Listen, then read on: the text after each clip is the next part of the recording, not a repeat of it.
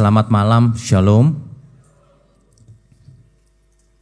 Malam ini temanya adalah senjata kebenaran, seperti sudah tertulis dalam warta.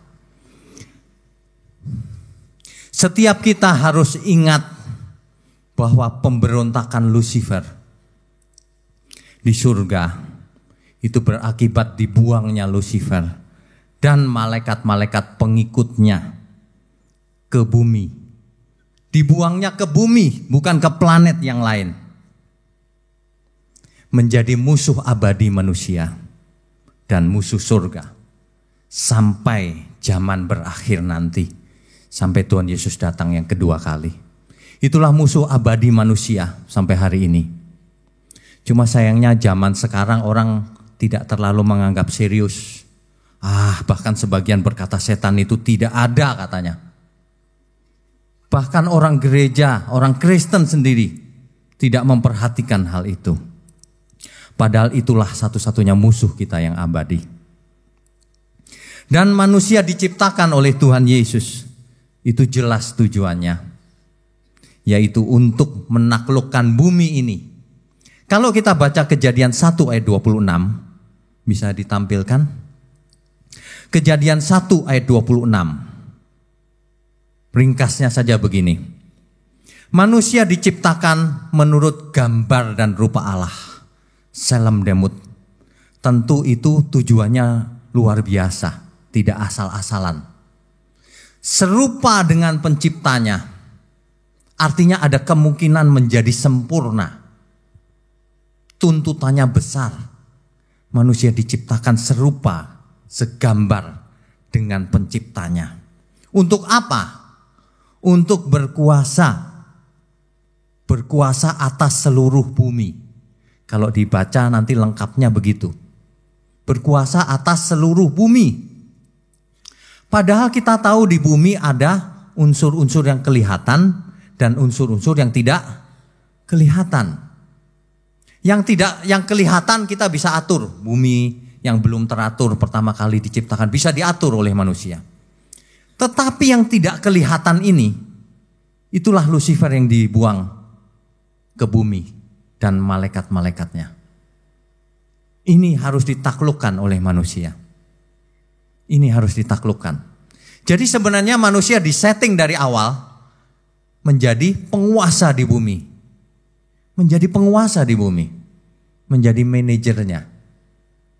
Pemiliknya tentu saja tetap Tuhan. Manusia menjadi manajer yang menaklukkan bumi. Itulah sebabnya manusia diciptakan secara istimewa. Oh, ada ya. Manusia diciptakan secara istimewa. Memang dibentuk dari debu tanah. Tetapi ingat, dihembus nafas hidup. Dalam teks aslinya bukan nafas. Karena Allah tidak bernafas.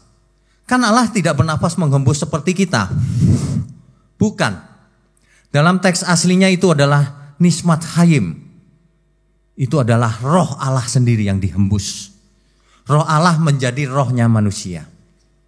Jadi kalau Bapak Ibu sekarang hidup dan saya juga hidup, roh ini asalnya dari Bapa di surga.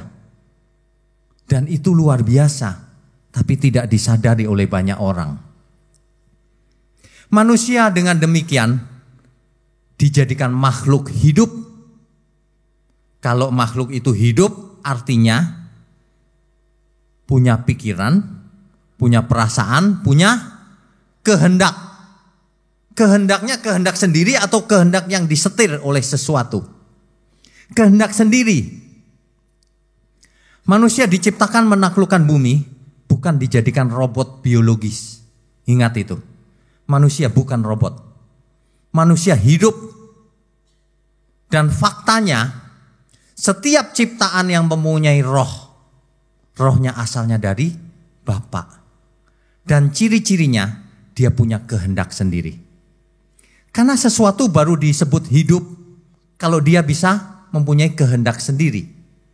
Kalau dia tidak punya kehendak, itu bukan hidup namanya. Itu robot. Meskipun kelihatan seperti manusia, kalau dia nggak punya kehendak, kehendaknya dikendalikan oleh Tuhan, itu tetap robot biologis.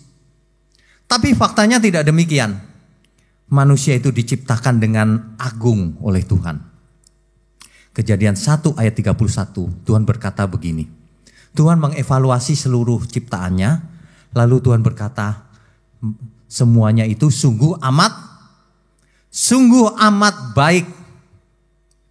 Kalau manusia diciptakan dengan istimewa, kemudian harus menaklukkan bumi, termasuk Lucifer di dalamnya, pasti manusia mempunyai keunggulan yang berbeda dengan ciptaan lain. Pasti manusia ini diciptakan supaya hidup mandiri, bukan supaya hidup dikontrol seperti remote control. Ini sebenarnya topik ini masih ada kaitan dengan kehendak bebas. Kan seri kehendak bebas panjang sekali tuh. Sebenarnya kalau kita berbahas Alkitab, dari kitab Kejadian sampai Wahyu, isinya adalah kehendak bebas.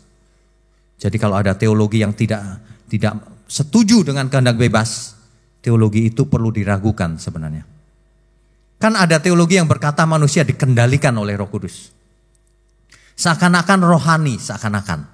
Bayangkan kalau saya bergerak tangannya dikendalikan Roh Kudus. Lalu Bapak Ibu ke tempat ini dikendalikan Roh Kudus. Bukan karena keputusan diri sendiri. Kelihatannya baik bukan? Tapi bagaimana dengan orang yang jahat kemarin meledakkan diri? Apakah itu digerakkan juga oleh Tuhan? Kan tidak. Sebenarnya setiap kita menentukan nasib kita sendiri. Takdir ditentukan oleh respon kita dalam hidup kita. Ini sudah sering diulang oleh Pak Eras. Makanya kalau seseorang malas zaman dulu ya sekarang kurang pintar. Kalau seseorang malas bekerja akan kesulitan ekonominya. Hukumnya tabur tuai. Hukumnya tabur tuai. Bukan dikendalikan. Barang siapa menabur dia menuai. Manusia adalah makhluk yang harus belajar. Nah, kalau istilah belajar tentu dengan kehendak sendiri bukan? Tidak ada orang yang belajar karena digerakkan orang atau digerakkan sesuatu. Tidak ada. Tidak ada hal seperti itu. Justru manusia keagungannya ada di situ. Kedaulatan Tuhan menciptakan manusia supaya manusia bisa hidup menentukan dirinya sendiri. Mengambil langkah keputusan berdasarkan dirinya sendiri. Itu harus. Karena kalau manusia tidak memutuskan dirinya sendiri, maka dia tidak bisa dihakimi. Kan Tuhan tidak adil dong kalau manusia tidak bisa menggerakkan dirinya sendiri lalu dihakimi. Tidak adil itu. Kalau manusia menjadi makhluk hidup, dia harus belajar mengambil keputusan. Dan setiap keputusan yang diambil tentu saja ada akibatnya. Segala sesuatu ada akibatnya. Kalau salah ambil keputusan, menanggung akibat. Kalau benar mengambil keputusan, mendapatkan upah. Mendapatkan reward, upah. Itu adalah hukum yang dibuat oleh Tuhan sendiri. Tabur tuai. Jadi manusia mempunyai kehendak bebas sebenarnya. Kalau orang tidak setuju agak aneh. Karena ia bisa menggerakkan dirinya sendiri. Bapak Ibu kalau ditanya kenapa Bapak Ibu datang ke sini? Apakah ada yang memaksa? Tidak ada bukan? Karena memang mau belajar firman. Itulah keputusan pribadi setiap individu. Sementara ada orang lain yang mengambil keputusan, saya tidak mau datang. Saya mau di rumah saja nonton TV. Ada. Dan itu tidak digerakkan oleh Tuhan. Manusia harus mengambil keputusannya sendiri. Nah, jadi kalau faktanya, Bapak Ibu mesti memeriksa kebenaran itu selalu sesuai dengan fakta. Ciri-ciri kebenaran itu sesuai dengan faktanya. Kalau tidak sesuai fakta itu bukan kebenaran. Faktanya semua makhluk yang punya roh punya kehendak bebas. Buktinya apa? Malaikat di surga punya kehendak bebas gak? Buktinya memberontak. Sebagian memberontak. sepertiga malaikat di surga memberontak mengikut Lucifer sehingga terbuang ke bumi menjadi roh-roh jahat. Itu adalah keputusannya sendiri, bukan karena dipengaruhi oleh siapa-siapa. Ia menggerakkan dirinya sendiri. Demikian juga Lucifer punya kehendak bebas. Makanya semua makhluk yang punya roh pasti punya kehendak bebas, apalagi manusia. Nah, banyak ayat-ayat di Alkitab yang seakan-akan hidup kita ditakdirkan oleh Tuhan. Seakan-akan tapi, padahal tidak. Makanya dalam setiap PA, Pak Eras membahas setiap ayat yang kelihatannya ditentukan hidup manusia. Dibahas bukan? Dan satu persatu sudah dibahas. Saya tidak akan mengulangnya di sini karena fokus kita bukan itu malam ini. Jadi, kalau manusia jatuh dalam dosa karena dirinya sendiri. Hawa kenapa jatuh dalam dosa? Apakah tanpa sadar dia digerakkan oleh sesuatu? Tidak. Coba dibaca Kejadian pasal 3. Kita buka Kejadian pasal 3 ya. Kita cepat saja. Sudah ketemu? Nanti di rumah dibaca perlahan-lahan dan direnungkan. Kejadian pasal yang ketiga. Di situ dijelaskan dialog antara Hawa dengan si ular. Dari dialog itu kita akan mengetahui bahwa Hawa memutuskan untuk makan buah itu karena keputusannya sendiri. Di situ diceritakan bahwa Hawa melihat buah itu, lalu dilihatnya buah itu sedap kelihatannya, baik untuk dimakan. Si Hawa pengen. Keinginannya sendiri yang mencelakakan Hawa. Demikianlah kisah manusia bergulir dari waktu ke waktu. Manusia dicelakakan oleh keinginannya sendiri. Kain membunuh Habel karena apa? Karena Kain panas hatinya. Persembahannya tidak diterima. Padahal Tuhan berkata, kalau kamu panas hatimu, seharusnya kamu bisa kendalikan. Sebab dosa sudah mengintip di depan pintu. Tapi Kain melampiaskan panasnya itu dengan membunuh adiknya. Salah siapa? Salah Kain. Dia melampiaskan keinginannya. Demikian juga sejarah bergulir. Firaun dikeraskan oleh Tuhan. Sudah dijelaskan bukan? Memang Firaun keras hatinya. Kalau Firaun hatinya tidak keras, tidak mungkin dikeraskan oleh Tuhan. Tidak mungkin. Memang Firaun sudah keras hatinya. Dibuat bablas sama Tuhan. Binasa. Semua berujung pada keputusan diri sendiri. Ini dasarnya dulu. Kehendak bebas. Demikian juga istri Lot. Kenapa dia menoleh? Karena keputusannya sendiri. Jadi kalau seseorang masuknya ke neraka, tidak ada yang bisa dipersalahkan kecuali dirinya sendiri. Karena itu keputusan pribadi. Dalam hal ini Tuhan tidak pernah memaksa seseorang supaya baik, supaya taat, tidak pernah. Demikian juga iblis tidak punya kekuasaan untuk memaksa manusia supaya jahat. Tidak bisa. Yang bisa adalah manusia digoda, ditawari keinginannya supaya jatuh. Ya. Hari ini kita punya pilihan sebenarnya. Dulu ada lagu sekolah minggu apa itu? Yang dua jalan. Di dalam dunia ada dua jalan, lebar dan sempit. Mana kau pilih? Yang lebar api, jiwamu mati.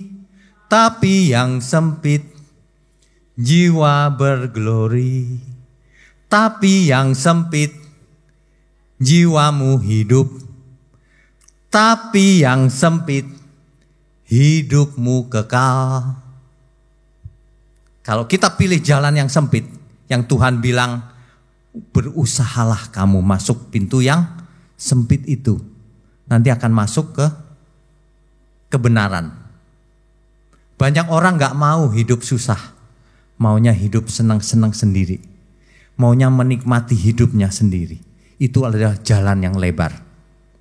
Hari ini kita punya pilihan sekali lagi. Karena kalau di gereja kan diulang-ulang terus tema.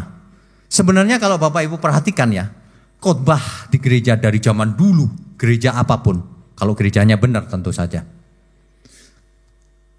ngomongnya dengan berbagai cara, tapi ujungnya satu. Mari kita pilih jalan yang benar. Kita punya dua pilihan dalam hidup ini. Itulah yang disebut oleh Paulus dalam Roma 6 ayat 13. Coba kita baca Roma 6 ayat 13. Nanti di rumah dibaca mulai ayat 3 ya, supaya konteksnya dapat. Ya itu dia. Dan janganlah kamu menyerahkan anggota-anggota tubuhmu kepada dosa untuk dipakai sebagai senjata kelaliman. Tetapi serahkanlah dirimu kepada Allah sebagai orang-orang yang dahulu mati, tetapi yang sekarang hidup, dan serahkanlah anggota-anggota tubuhmu kepada Allah untuk menjadi senjata-senjata kebenaran. Bapak Ibu mungkin baru malam ini dengar istilah senjata kebenaran ya. Senjata kebenaran. Ini menarik ini. Ketika seseorang menyerahkan dirinya, tubuhnya, pikirannya, kekayaannya, waktunya untuk sesuatu, itu menjadi senjata. Tergantung diserahkan kepada siapa. Dulu, berapa tahun yang lalu ya, setahun atau 2 tahun yang lalu, di dekat rumah saya ada seorang tukang bubur. Kita lihatnya tukang bubur kalau siang hari. Suatu hari, dia ditangkap oleh Densus 88. Ternyata dia teroris. Bisa dibayangkan gak waktu dia buat bubur? Pikirannya lagi merancang bom. Dia senjata itu, tubuhnya itu. Senjata bagi kelaliman. Senjata bagi kejahatan. Senjata bagi si setan iblis. Dipakai habis-habisan. Terus terang, sebenarnya dia hebat ya. Dia tinggalkan keluarganya. Dia tinggalkan hidupnya. Dia tidak mau hidup nyaman. Dia serahkan. Cuma sayang, dia tertipu oleh ajaran iblis. Sayang sekali. Itulah senjata kelaliman. Hari ini kita punya pilihan. Tubuh kita, hidup kita ini mau dipakai sebagai senjata kelaliman atau senjata-senjata kebenaran. Ini yang kita mau bahas hari ini. Ternyata kata senjata dalam teks Alkitab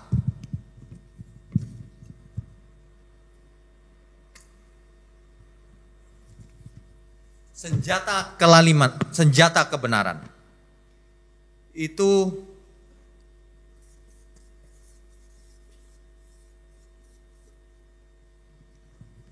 hoplon, istilah Yunani, hoplon. Ya, Yunaninya begini.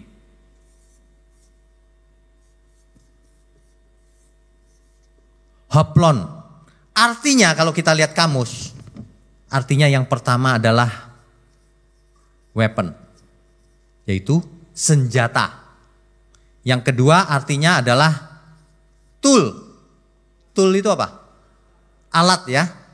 Yang ketiga artinya instrumen. Instrumen itu apa ya? Ya instrumen, misalnya instrumen musik. Alat yang bisa dipakai dalam teks aslinya. Kita bisa menjadi senjata. Kita bisa jadi tools, alat. Kita bisa jadi instrumennya kebenaran. Bayangkan luar biasanya istilah ini yang Paulus memilih istilah ini sungguh luar biasa. Jadi kalau mau tubuh kita, hidup kita ini bisa menjadi senjata, bisa menjadi alat, bisa menjadi instrumen kebenaran. Kebenaran dalam teks aslinya di kaiosune.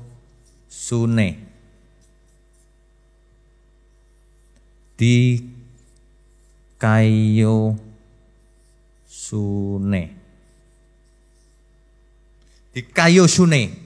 Kalau kita pernah dengar istilah di kaiosune, ini muncul dalam teks Alkitab yang bunyinya begini, kalau hidup keagamaanmu tidak lebih baik dari orang Farisi, kamu tidak masuk kerajaan surga. Hidup keagamaan, gak cocok. Di kaiosune bukan hidup keagamaan. Di kaiosune ini artinya, ini adalah menyangkut karakter. Menyangkut karakter kita. Menyangkut lifestyle. Gaya hidup. Di kaiosune adalah gaya hidup yang sesuai Tuhan inginkan. Itulah di kaiosune. Jadi kalau seseorang mau menjadi senjata kebenaran, alat kebenaran, instrumen kebenaran, itu harus mempunyai karakter atau gaya hidup yang seperti yang Tuhan kehendaki. Amin. Itulah yang namanya senjata kebenaran. Kebalikannya adalah senjata kelaliman. Senjata yang dipakai untuk kepentingannya iblis. Kalau kita mau jadi Kristen, tentu saja mau menjadi senjatanya Tuhan. Tentu saja mau menjadi alat atau instrumennya Tuhan, bukan? Ada amin gak? Amin ya. Cuma gak gampang. Kalau seseorang mau jadi senjata, siapa yang menentukan? Apakah digerakkan oleh Tuhan tanpa sadar kita bergerak atau bagaimana? Manusia akan punya kesadaran penuh.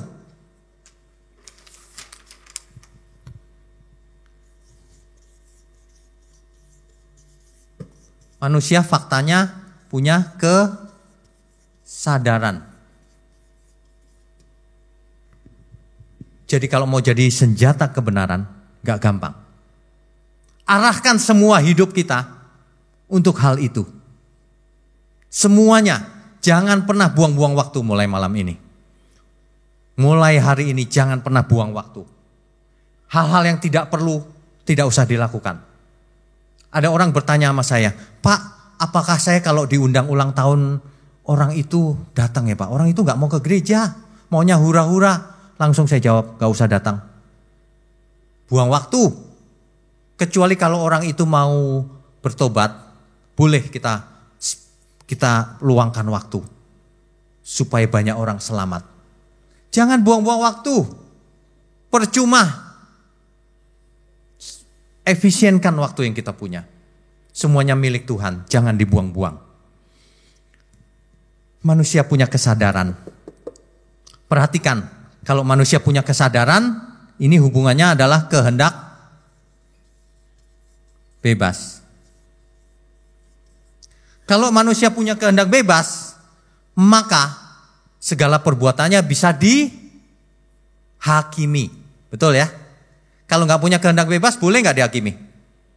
Tidak boleh. Bapak Ibu bisa bayangkan nggak ya? Kenapa ya orang percaya bahwa manusia itu ditakdirkan?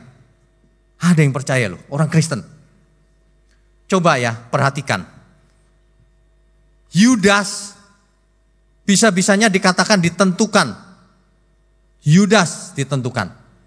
Kalau Yudas ditentukan mengkhianati Tuhan, lalu Yudas sampai di sana penghakiman, Yudas disalahkan sama Tuhan.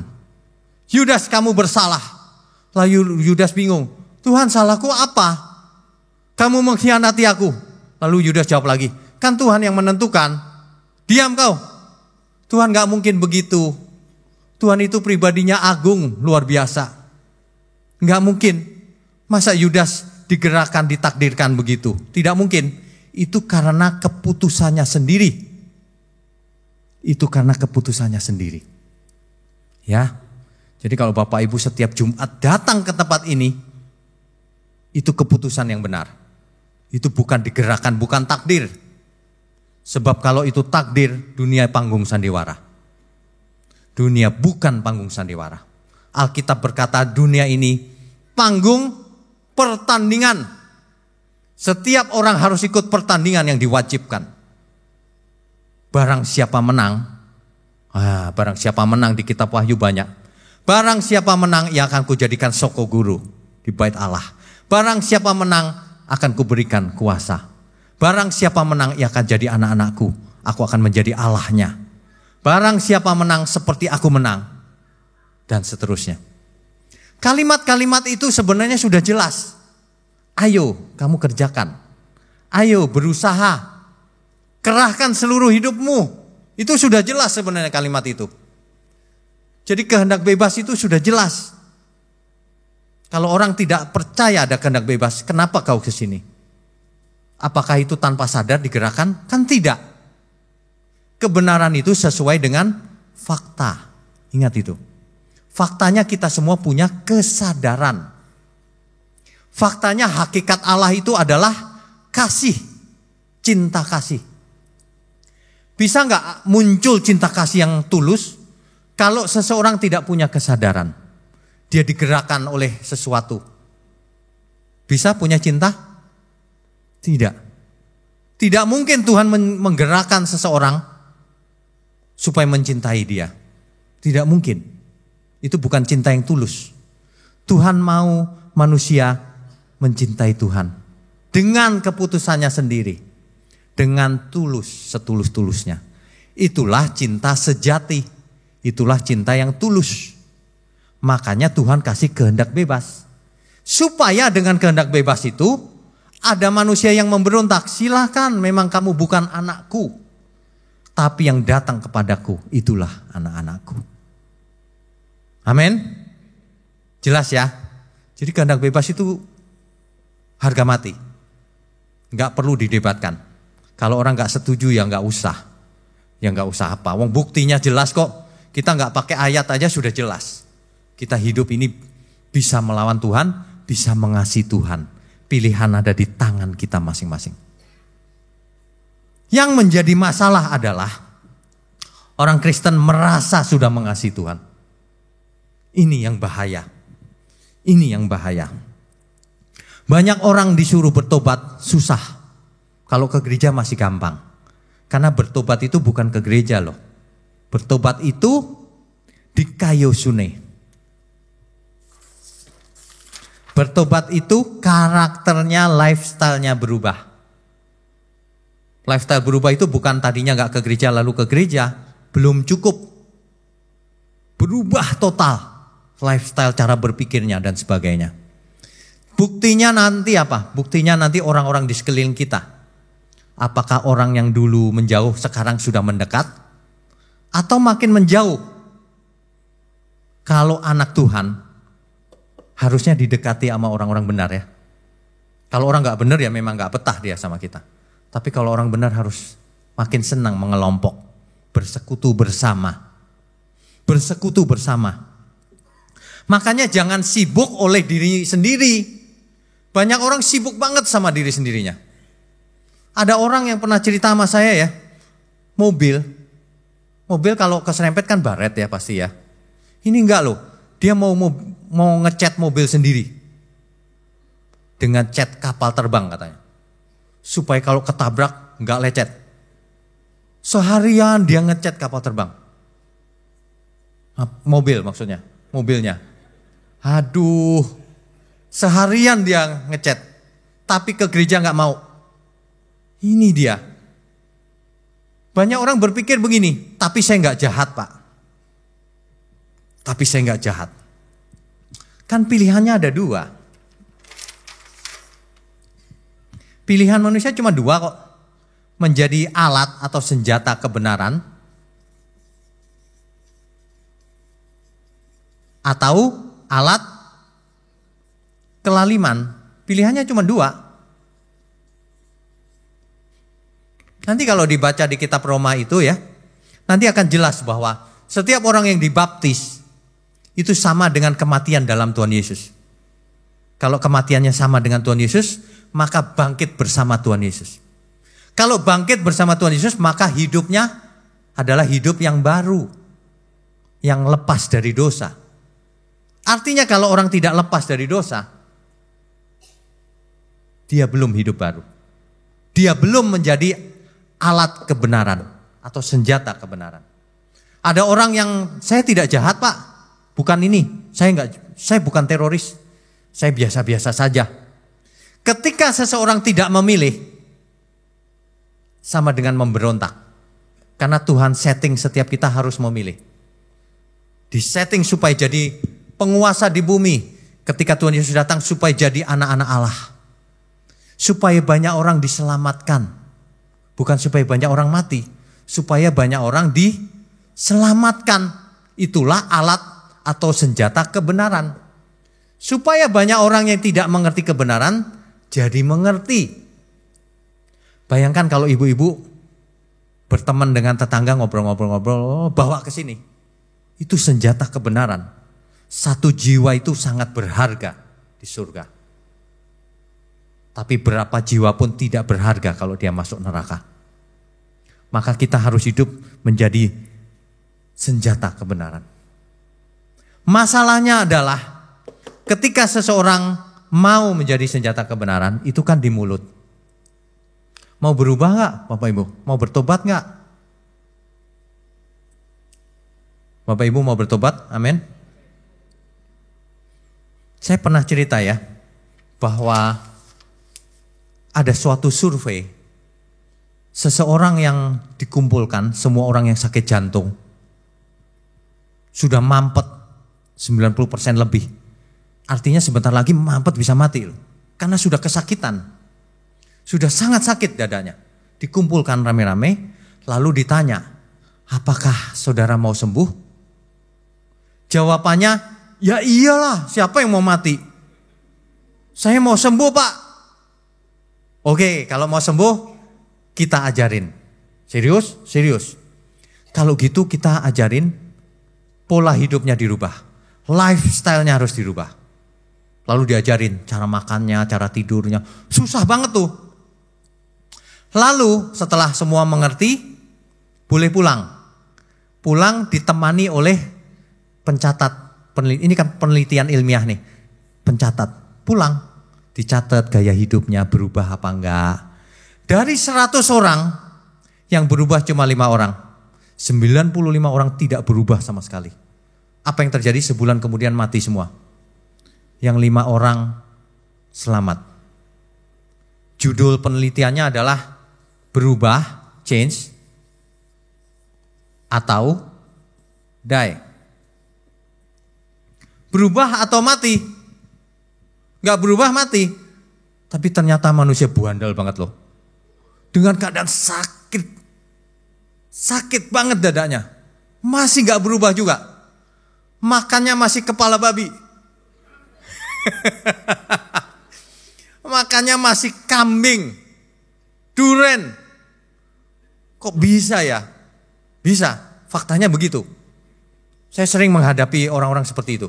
Sering banget. Aduh, kalau cerita gak enak, gak boleh tersinggung ya tapi ya. Ada hamba Tuhan pun begitu loh. Karena ulang tahun hari ini dia makan sate kambing. 30 atau 40 tusuk gitu. Karena ulang tahun. Habis itu dia makan duren. Habis itu besoknya dia ke rumah sakit. Aduh, dipanggil Tuhan dia. Ya iyalah, memangnya hamba Tuhan punya dispensasi dari Tuhan. Oh kalau ini hamba Tuhan gak apa-apa nih. Enggak, justru kita dituntut lebih. Karena jadi teladan kan. Disuruh benar kok gak mau ya. Ini aneh loh manusia tuh. Saya kadang-kadang aneh juga ya. Yang salah siapa ya? Gak usah jauh-jauh deh, gak usah jauh-jauh. Nggak boleh tersinggung di sini kalau ada yang masih melakukan. Sudah tahu merokok itu menyebabkan jantung, paru-paru dan seterusnya. Tahu nggak sih? Tahu dong ya. Semua orang tahu loh hal itu. Kenapa masih ngerokok? Coba jawab. Kenapa masih ngerokok? Ayo, bisa jawab nggak? Mau nanti kanker. Kan nggak mau kan? Tapi kenapa masih ngerokok? Itulah manusia. Masih ngerokok juga. Sampai akhirnya kena beneran kanker. Kena kanker aja nggak mau berubah lagi. Waduh, mengerikan. Pengalaman saya begitu. Kalau kita adakan seminar kesehatan, banyak orang berbondong-bondong mendengar. Karena orang pengen sehat kan? Tapi anehnya, dia dengar nih, mengerti. Lalu dia pulang. Merasa sudah sehat. Merasa sudah sehat, padahal belum melakukan. Olahraga belum, makannya juga belum berubah. Semuanya belum berubah. Olahraganya dalam hati. Berubahnya dalam hati doang gitu. Saya sudah berubah loh Pak. Nasi putihnya saya kurangi. Kurangi berapa banyak? 1 on. Itu belum berubah itu namanya. Aduh, manusia benar-benar deh. Kalau kita mau jadi senjata kebenaran, yang pertama kita mesti berubah. Kalau kita sendiri gak mau berubah, senjata apaan tuh? Benar gak? Kita sendiri mesti berubah. Baru kita bisa jadi senjata yang tajam. Bayangkan kalau orang merokok ya. Lalu dia ngajarin anaknya, "Nak, lu jangan ngerokok ya." Haleluya, pakai haleluya lagi. Ada yang begitu. Bagaimana jadi senjata? Senjata kelaliman. Anaknya diam-diam ngerokok, ketawa-ketawa. Bapakku aja begitu. Makanya orang tua, anak belajar dari orang tuanya. Iya dong. Jemaat belajar dari gembalanya, kan gitu. Gembala harus jadi teladan. Orang tua harus jadi teladan bagi anaknya. Karena khotbah yang pakai berbusa-busa ini gak terlalu efektif kalau tidak ada teladan. Teladan itu lebih kuat. Teladan itu lebih kuat. Makanya kalau orang melihat, ini dia anak Allah. Itu dia senjata kebenaran. Kalau kita sudah dipandang orang, ini dia anak Allah. Itu dia senjata kebenaran. Amin. Mau jadi senjata kebenaran? Berubah dulu. Bertobat dulu, Bapak Ibu. Bertobat. Saya takut loh kalau jadi sandungan itu. Benar. Kalau saya jadi sandungan gak bisa dipakai Tuhan. Benar gak? Tapi ya, ini kejadian nyata nih. Saya mau cerita sedikit. Supaya sekalian kita berkomunikasi ya. Jemaat kan ribuan nih. Lah saya kan gak bisa hafal dong Pak satu persatu, bener gak? Kalau Pak Pantas di depan saya hafal. Kalau yang jarang di belakang kan saya gak mungkin hafal. Suatu hari kalau di mall, kan saya gak tahu yang mana jemaat yang mana bukan kan. Saya kalau mandang gak senyum ntar dipikir saya sombong. Iya dong. Makanya kalau di mall saya berusaha nunduk aja deh. Orang-orang ntar mikir nyari apaan Pak. Enggak, saya berusaha supaya saya gak salah gitu. Tapi kadang-kadang kan saya pernah gini juga dong. Pas begini pas lihat orang. Aduh jemaat bukan ya. Saya senyumin dia diem aja. Ya udah bukan berarti. Suatu hari saya bertugas ke luar kota. Kemana ya? Bengkulu apa mana saya lupa. Saya lagi duduk di bandara. Lagi minum. Di situ ada bapak-bapak duduk di meja paling mojok. Belakangnya dia udah tembok. Bapak itu begini. Persis di depan saya loh. Lah saya pikir kan jemaat mana nih? Saya juga begitu. Terus dia berdiri. Saya juga berdiri kan. Dia jalan mendekati saya. Terus miring. Ke belakang saya gak taunya. Aduh. Saya langsung. Saya mau pura-pura gitu juga gak bisa tembok belakangnya. Aduh. Tapi ada ibu-ibu yang baik. Ketika di satu lift. Ya. Saya kan, ini ibu kenal gak? Saya pura-pura nunduk aja deh. Sama ibu-ibu diginin, dijawil-jawil. Jawil itu apa sih diginin? Colek-colek. Pak Inyo. Iya bu. Baru akrab. Kan enak begitu ya. Ibu-ibu jangan gini lah, jangan terlalu sensitif. Sombong nih gitu. Jangan gitulah. Masa saya setiap orang mesti ibu. Pernah suatu hari, tapi ini minta maaf ya, bukan bermaksud siapapun. Pernah suatu hari jemaat minta telepon nomor saya, mintanya ke aktivis lain. Dikasih, tapi salah rupanya nomornya. Tiap ditelepon gak saya angkat, di SMS gak saya balas. Terus saya dibilang sombong. Saya juga gak tahu dibilangin sombong. Tahunan kemudian saya baru tahu. Loh, bukan Bu, itu bukan nomor saya. Aduh. Yang lebih parah lagi begini, habis PA, kadang-kadang dulu, habis SBT ya, kadang-kadang Pak Iras kan lari tuh. Saya dampingi lari mau ke rumah sakit, atau mau malam penghiburan atau apa gitu ya.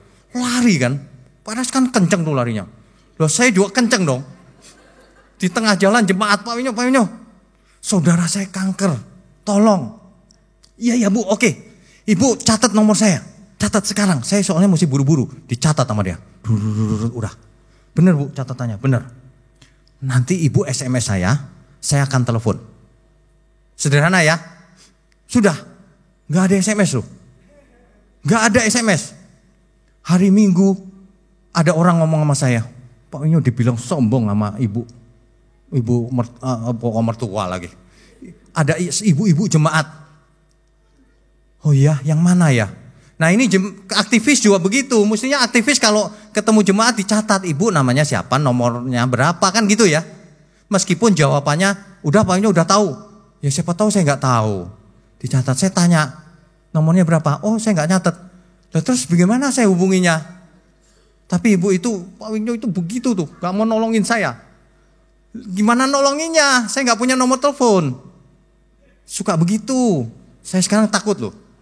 Sekarang kalau Pak Eros lari gitu, biarin dah, saya ketinggalan. Ibu nomornya berapa? Kalau perlu saya foto.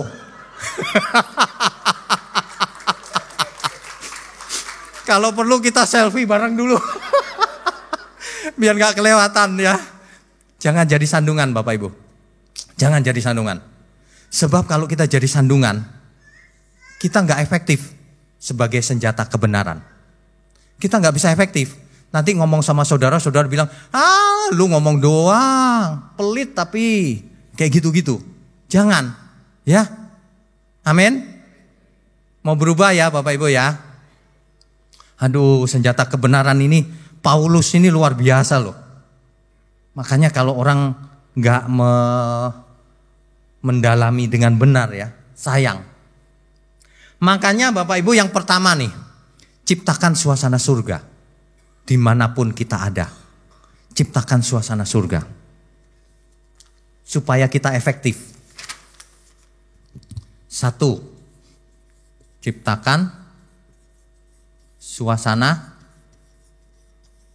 surga. Bagaimana itu caranya? Kan ada doa Bapa kami, datanglah kerajaanmu. Di bumi seperti di surga. Bukan nunggu ke surga nanti. Di bumi, kerajaan Tuhan sudah datang sebetulnya. Roh Kudus dimateraikan dalam diri kita semua. Dicap. Bayangkan ini kerajaan. Makanya kita mesti bikin suasana surga dimanapun kita ada. Sebagai orang tua, terhadap saudara, terhadap teman, terhadap istri, suami, terhadap pembantu, terhadap suster, terhadap semuanya. Jadikan suasana surga. Sehingga banyak orang kalau lihat kita, meskipun dia tidak seagama, dia bingung, ini benar nih. Dia gak bisa salahin kita. Kita bisa jadi senjata yang efektif bagi kemuliaan Tuhan. Bisa. Jangan pernah buat salah lagi mulai sekarang. Yang dulu lupakan. Masa lalu kan gak bisa dirubah. Yang kita bisa rubah adalah masa depan. Lupakan masa lalu, apapun salahnya saudara. Apapun salahnya kita. Ke depan kita harus benar hidupnya. Harus benar, ciptakan suasana surga. Ya. Yang kedua, selamatkan banyak jiwa. Selamatkan banyak jiwa.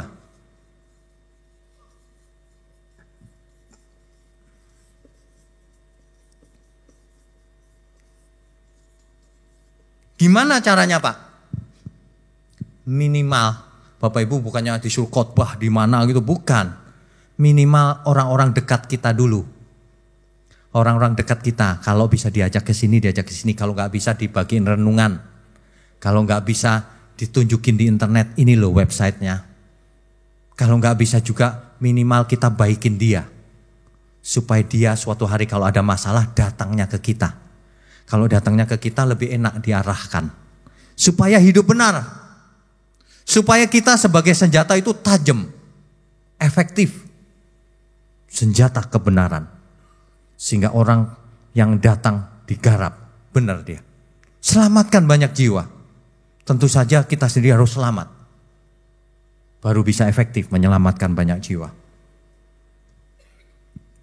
Yang ketiga, kalahkan pekerjaan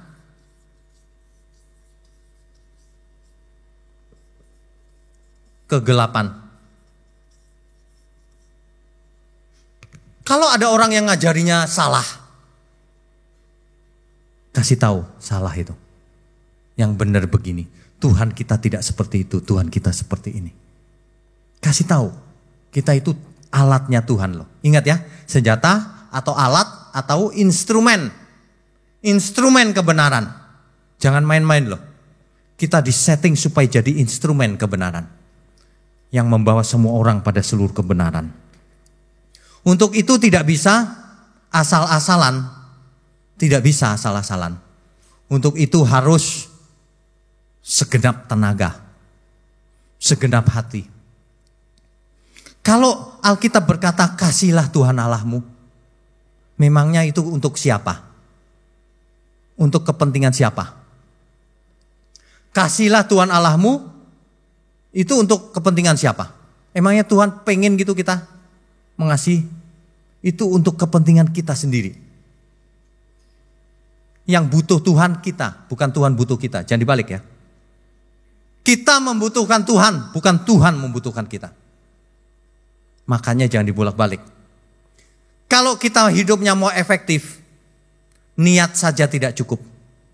Di luaran ada istilah yang penting niat katanya. Tidak, niatmu kurang. Harus menjadi perbuatan. Tidak boleh hanya sampai niat saja. Saya pernah cerita nggak tentang seorang yang belajar akhirnya menjadi tukang nasi goreng? Pernah ya? Belum ya? Di mana ya saya belum? Gini, kita itu disetting menjadi senjata kebenaran. Itu bukan begini, seperti orang belajar. Semua kan harus belajar dong, nggak tiba-tiba bisa ya. Belajar itu kan prosesnya dari tidak tahu menjadi tahu. Itulah belajar firman. Dari nggak mengerti menjadi mengerti. Tetapi itu tidak cukup karena itu cuma mampir di sini. Harus dilakukan.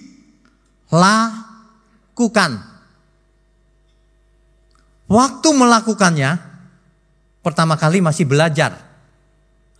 Itu ibarat tukang orang yang belajar masak, ya. Kalau orang belajar masak, pertama kali dari tidak tahu menjadi tahunya gimana? Dia melihat dulu tukang masak itu gimana sih caranya masak, gitu ya. Oh rupanya begitu, pakai wajan, pakai api dan seterusnya. Setelah itu dia pulang, sudah pintar masak belum? Mulai dia praktek. Ketika dia praktek, dia buka buku resep. Karena dia belum bisa buka buku resep. Itulah hidup yang menurut hukum. Oh yang ini haram, yang ini halal, yang ini boleh, yang ini tidak. Itu menurut resep. Seandainya tukang masak. Kalau orang baru belajar masak, lucu tuh. Garamnya ditimbang. Wih, kayak matematika aja. Masak paling ditimbang segala. Kalau sudah ditimbang, jadi gak masakannya? Enak gak? Belum tentu. Kalau gak percaya, coba aja nimbang-nimbang semua resep, bikin 10 biji, dibagi ke 10 orang. Sama gak rasanya? Gak sama. Itu masih belajar. Suatu hari dia mulai pintar. Resepnya ditutup. Dia sudah tahu. Lihat aja tukang nasi goreng. Pakai resep dulu gak dia? Oh dia kadang-kadang sambil ngobrol. Wah garamnya bisa. Udah terus nasi dilempar ke atas. Coba aja baru belajar dilempar ke atas, nggak balik. Sampai ke genteng. Nah, kalau orang sudah bisa, itu sudah mengerti. Itu sudah to be. Bukan to know, to do, tapi to be. Sudah menjadi. Itulah yang diinginkan Tuhan. Barang siapa menerimanya, diberi kuasa supaya menjadi anak-anak Allah. Menjadi alat atau senjata kebenaran bagi Tuhan. Menjadi. Kalau seorang udah pintar masak, dikasih masakan, dia langsung bisa masak tanpa lihat resep. Kalau seseorang sudah jadi senjata kebenaran, dia mengerti pikiran perasaan Tuhan. Jadi kalau ada sesuatu dia tahu keputusan Tuhan pasti begini, bukan begini. Yang baik menurut Tuhan pasti begini. Nah, itu mesti diasah terus. Itulah yang disebut kalau di Rehoboth kecerdasan roh ya. Kecerdasan roh, bukan karena lihat resep, bukan karena Taurat, tapi karena mengerti kehendak Tuhan. Karena mengerti kehendak Tuhan. Katakan amin. Itulah yang dimaksud dengan senjata kebenaran. Sebelum diakhiri, nanti boleh satu pertanyaan atau dua cukup. Jadi kalau kita mau jadi senjata kebenaran, tidak gampang. Tidak gampang bayarannya. Nanti setelah PA ini ada doa di malam di sini dipimpin Pak Eras jam 9 tepat ya. Jangan pulang dulu yang ingin berdoa di tempat ini. Alkitab berkata begini, kasihlah Tuhan Allahmu dengan segenap hatimu, dengan segenap jiwamu, dengan segenap akal budimu, dengan segenap apa lagi? Kekuatan, dengan segenap pikiran, dengan segenap perasaan atau hati, dengan segenap kehendakmu. Segenap apa lagi? Masih banyak. Segenap waktumu. Segenap suaramu bagi yang suaranya bagus. Memuji Tuhan. Iya kan? Dengan segenap kepandaianmu. Ada lagi yang suka diirit-irit sama orang. Dengan segenap hartamu, dengan segenap uangmu. Semua itu miliknya Tuhan. Ya. Mau jadi senjata kebenaran tapi hitung-hitungan sama Tuhan. Mana bisa. Biar hafal Alkitab kalau masih matre, masih pelit, gak bisa. Jangan salah ya, malam ini bukan malam dana, saya gak ngomong itu. Senjata kebenaran. Saya sering ngomong begini sama jemaat. Kalau jemaat hidupnya sulit, makan aja sulit, gak usah kasih persembahan. Persembahkan hatimu untuk Tuhan. Gak usah kasih. Gereja yang akan kasih. Perpuluhan untuk apa? Untuk menolong yang memerlukannya, bukan? Bukan supaya masuk ke sini. Supaya dipakai untuk kemuliaan Tuhan. Itulah sebabnya Bapak Gembala kita kan gak ngambil perpuluhan. Jadi berani ngomong begini. Yang gak punya jangan kasih. Yang anaknya gak bisa sekolah, kita sekolahin. Asal pintar. Asal niat. Tapi kalau you punya lebih, ikutan. Kalau gak mau ikutan juga gak apa-apa. Urusannya sama Tuhan. Gak bisa jadi alat kebenaran. Gak bisa jadi alat kebenaran. Gak percaya di sini. Bapak Gembala suka ngomong, ya sudah cari yang percaya. Supaya jadi alat kebenaran dimanapun kita berada. Gak harus Rehoboth, gak. Cari kebenaran. Tapi kalau gak ketemu kebenaran di sini dulu sementara. Loh iya dong, masa mau cari yang salah? Alat kebenaran. Jangan kemana-mana kalau memang yang benar di sini. Pilihannya tinggal dua ya.